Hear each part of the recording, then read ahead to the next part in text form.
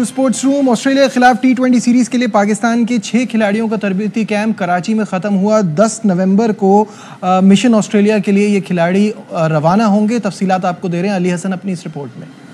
मुख्तसर फॉर्मेट की क्रिकेट के लिए नेशनल बैंक स्टेडियम कराची में लगाए गए कैंप में T20 स्क्वाड में शामिल खिलाड़ियों ने भरपूर अंदाज से ट्रेनिंग की। ऑस्ट्रेलियन कंडीशन से हम आहंग होने के लिए बैटर्स ने मार्बल की स्लेब पर भी बैटिंग प्रैक्टिस की।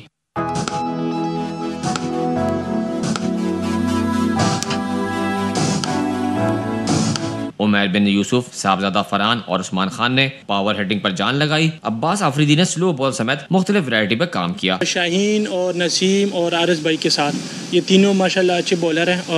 मैं कोशिश भी करता हूँ कि इनसे ज़्यादा से ज़्यादा सीखूँ और ये बिल्कुल वो वन बॉलर है पाकिस्तान के भी और वर्ल्ड के भी। शाहीन पाकिस्तान और ऑस्ट्रेलिया के दरमियान पहला T20 14 नवंबर को खेला जाएगा। कैमरा टीम के साथ अली हसन, ARY न्यूज़ कराची।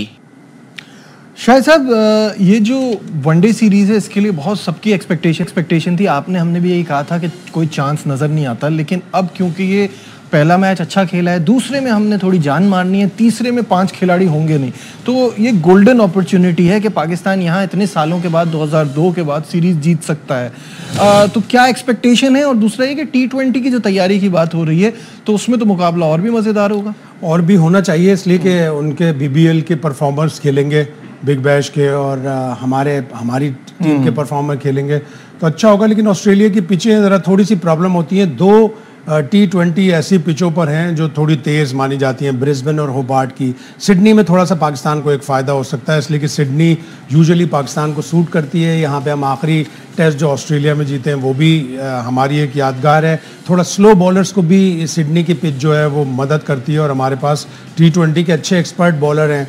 तो कोशिश ये होनी चाहिए कि T20 सीरीज़ तो किसी तरह जीतें, और अगर कल के मैच में अच्छा रिजल्ट आ जाता है तो फिर पाकिस्तान का चांस होगा कि 2002 के बाद पहली दफ़ा कोई सीरीज़ जीते। लेकिन ऑस्ट्रेलियंस बड़े रूथलेस होते हैं, उनको पता है कि हमने अपने तीसरे वनडे में अपने सारे यंगस्टर्स उतारने हैं, तो वो दूसरा वनडे कोशिश करेंगे कि जाने ना पाए किसी तरह। बिल्कुल सही बात है, ऐसा ही है। अच्छा, थोड़ी सी बात हम क्योंकि शुरू में कर रहे थे वर्ल्ड टेस्ट चैंपियनशिप की, तो उसके फाइनल के हवाले से फाइनलिस्ट कौन होगा पहले बड़ा आसान लग रहा था, अब सफ़र थोड़ा सा मुश्किल हो गया है। उस हवाले से आपको दिखाते हैं पहले ये रिपोर्ट। जी शाहिद साहब, पहले तो मैं बार बार कह रहा था India marching towards the WTC final. अब उनके लिए इतना मुश्किल हो गया है कि यहाँ उन्होंने 5 में से 4 मैच जीतने, अगर 3 जीतते हैं तो अगर मगर पे कहानी रहेगी। ऑस्ट्रेलिया के लिए ऑब्वियसली ये बहुत ज़रूरी है क्योंकि उसके बाद उन्होंने श्रीलंका जाके खेलना है, वहाँ कुछ भी हो सकता है, तो वो भी पूरी जान मारेंगे। बॉर्डर गवास्कर में तो बहुत इंटरेस्ट बन गया, लेकिन मुश्किल हो गया दोनों टीमों के। बहुत सी टीमों के लिए अब एक चांस बन गया। ऑस्ट्रेलिया, इंडिया तो ऊपर है ही है, नंबर 1 और 2, लेकिन न्यूजीलैंड के लिए भी चांस बन गया। अगर वो अपने तीनों टेस्ट इंग्लैंड से जीतते हैं तो उनके लिए बड़ा अच्छा स्ट्रॉन्ग चांस है।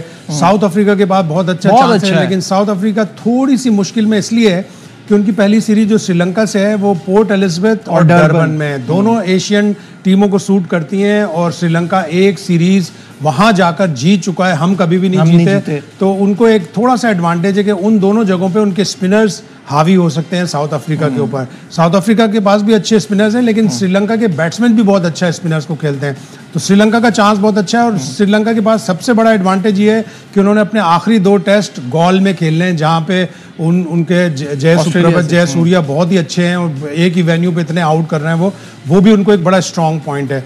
तो न्यूजीलैंड, श्रीलंका, साउथ अफ्रीका, ये 3 टीमें पुश कर रही हैं इंडिया और ऑस्ट्रेलिया को एक जगह के लिए। अगर ऑस्ट्रेलिया और इंडिया में से जाहिर है एक टीम तो जीतेगी, एक टीम जाएगी, तो दूसरी टीम के लिए इन 4 टीमों का मुकाबला है। थोड़ा सा मेरे हिसाब से साउथ अफ्रीका को एक अच्छा खासा एडवांटेज है। बिल्कुल, बहुत बहुत शुक्रिया। शाहिद हाशमी साथ थे और बहुत सारे इश्यूज़ पर, बहुत सारे जो टॉपिक्स थे उस पर बात की। उम्मीद करता हूँ प्रोग्राम आपको पसंद आया होगा।